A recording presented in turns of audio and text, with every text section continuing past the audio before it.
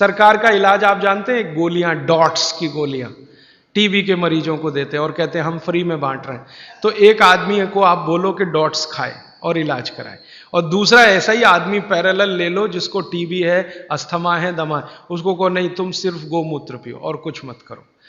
Fresh गोमूत्र माने fresh, जो ताजा।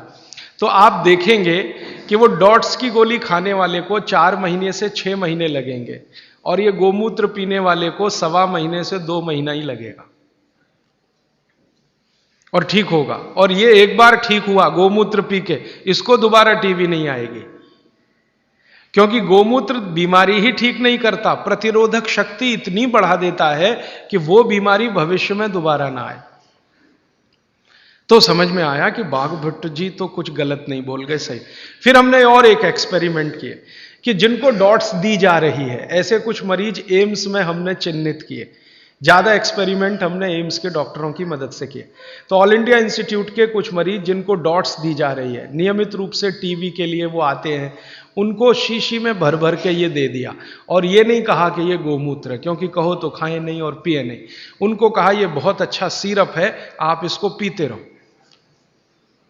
अब वो आते थे, शिकायत करते थे कि ये कैसा सिरप है, इसमें कुछ बास सी आती है, दूसरे सिरप तो मीठे मीठे लगते हैं, कि भाई ये सिरप दूसरे तरह का है।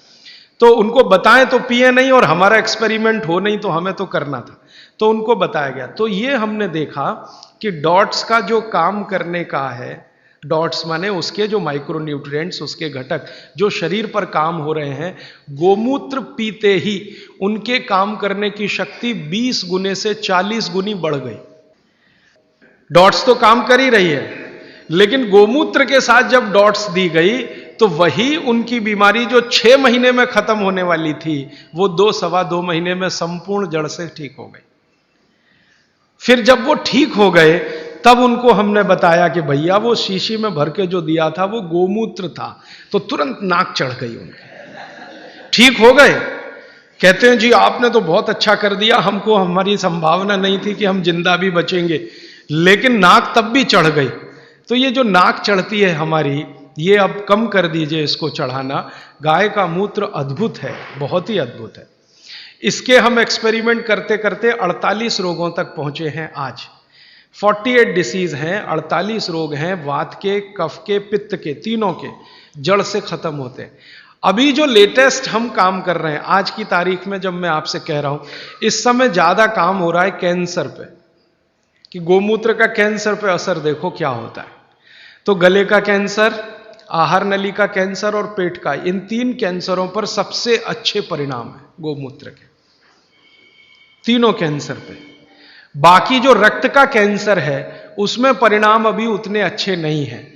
तो बाघभट्ट जी के जो परमुटेशन और कॉम्बिनेशन है, मतलब कि गोमूत्र में ये मिलाओ और ये मिलाओ और इतनी मात्रा में मिलाओ और इतनी, वो करके देख रहे हैं। और वो करके देखने के लिए एक बड़ा हॉस्पिटल बन रहा है इस देश में, आप कभी भी वहां जा सकते हैं। 11 फरवरी से काम करना शुरू कर देगा। वलसाड में बन रहा, वलसाड आपने सुना है, गुजरात में। तो वलसाड के कुछ जैन समाज के लोग इकट्ठे हुए, उन्होंने दिल दिखाया और दान दे दिया जितना चाहिए था। माने हॉस्पिटल बनाने के लिए आप जानते हैं आसान नहीं है, और कैंसर हॉस्पिटल के लिए तो थोड़ा मुश्किल है। तो उन्होंने भरपूर दान दे दिया, जगह भी दे दी, तो हॉस्पिटल बन के तैयार हो गया। 11 फरवरी से काम शुरू हो जाएगा।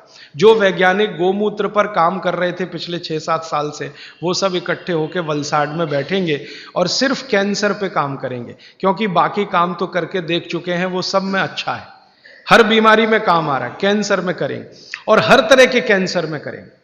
गर्भाशय के कैंसर में करेंगे, रक्त कैंसर में करेंगे, ब्रेन ट्यूमर जो कैंसर में कन्वर्ट होता है उसमें करेंगे।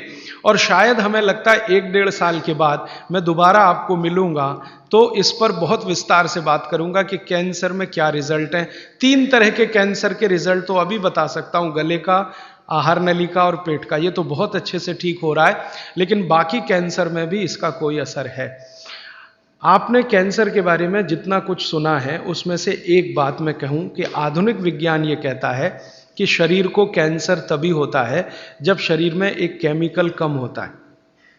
उस केमिकल का नाम है करक्यूमिन। ये आज के वैज्ञानिकों ने रिसर्च करके निकाला है। करक्यूमिन नाम का एक केमिकल है, ये कम है तो जरूर तो खत्म होगा आदमी, कैंसर आएगा और खत्म होगा। और इस केमिकल की कमी से जो कोशिकाएं होती हैं वो अनकंट्रोल्ड होती हैं, उनके ऊपर कंट्रोल नहीं रहता, तो ये एक दूसरे के साथ मिलकर एक जूथ जैसा बना लेती हैं, वो ट्यूमर हो जाता है, फिर ट्यूमर बाद में ब्लास्ट होता है और फिर वो मैलिग्नेंट होता है, पहले बिनाइन फिर मैलिग्नेंट, और फिर अंत में कहते हैं जी डेथ ही है और कुछ है नहीं उसमें, कंट्रोल के बाहर है वो सब। सारे वैज्ञानिक इसमें लगे हुए। अब संयोग की बात देखिए कि जिस करक्यूमिन की बात आज के वैज्ञानिक कर रहे हैं, वो करक्यूमिन भरपूर मात्रा में गोमूत्र में है, भरपूर मात्रा में, और एकदम डाइजेस्टेबल फॉर्म में है। डाइजेस्टेबल माने तुरंत पियो और असर करे, ऐसा देर नहीं लगे। ये कुछ ऐसा संयोग है प्रकृति का। वैज्ञानिक कह रहे हैं कि ये तत्व कम होता है तभी कैंसर होता है। अब यही तत्व गाय के मूत्र में है, तो हजारों साल पहले बाघभट्ट की कही हुई बात अब सिद्ध हो जाएगी, साल भर में तो सब मान लेंगे। अब तक जितने रिसर्चेज हुए हैं गोमूत्र पर, इन पर भारत सरकार के सामने रिपोर्ट्स पेश की गई। भारत सरकार की जानते हैं एक काउंसिल है जिसका नाम है MCI, medical council of India. इनके पास सब कुछ जाता है सबसे पहले, तो वो सब गया, तो MCI वालों ने नाक चढ़ाई बहुत, ये क्या आप ले आए गोमूत्र, ऐसा बात करते हैं, ये क्या ले आए गोमूत्र, माने उनको लगता है कि ये तो बेकार की चीज है गोमूत्र।